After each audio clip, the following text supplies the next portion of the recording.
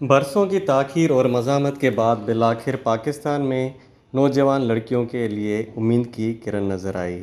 गुज़श्ता हफ़्ते कौमी असम्बली ने एक तवील अरसे से इल्तवा का बिल मंजूर किया, जिसका मकसद बचपन की शादी को रोकना है। पीर को सेनेट ने चाइल्ड मैरिज रेस्ट्रेंट बिल 2025 मंजूर किया, जिसे सेनेटर शेरिन रहमान ने पेश किया था। इस बिल में बच्चों की शादियों में सहूलतकारी या मुलवस होने वालों पर खातिर ख्वाह जुर्माना आयद किया जाएगा। सेनेटर शेरिन रहमान ने, जिन्होंने 2018 से मुसलसल इस कानून साजी पर जोर दिया। याद रहे कि ये बिल 1929 के पुराने चाइल्ड मैरिज रेस्ट्रेंट एक्ट की जगह लाया गया है। इसका मकसद कम उम्र की शादियों को रोकना और बच्चों के हुकूक का तहफ़्फ़ुज़ करना है। कानून साजों ने इस बिल को इंसानी हुकूक, खासतौर पर लड़कियों के लिए एक बड़ी जीत करार दिया। यह बिल 2030 तक कम उम्र की शादी के खात्मे के लिए आलमी कोशिशों की भी हिमायत करता है। दरहकीकत पाकिस्तान में आलमी सतह पर कम उम्र की 28% शादियां होती हैं। बिल में वाज़ेह तौर पर कहा गया है कि 18 साल से कम उम्र की लड़की या लड़का शादी नहीं कर सकता।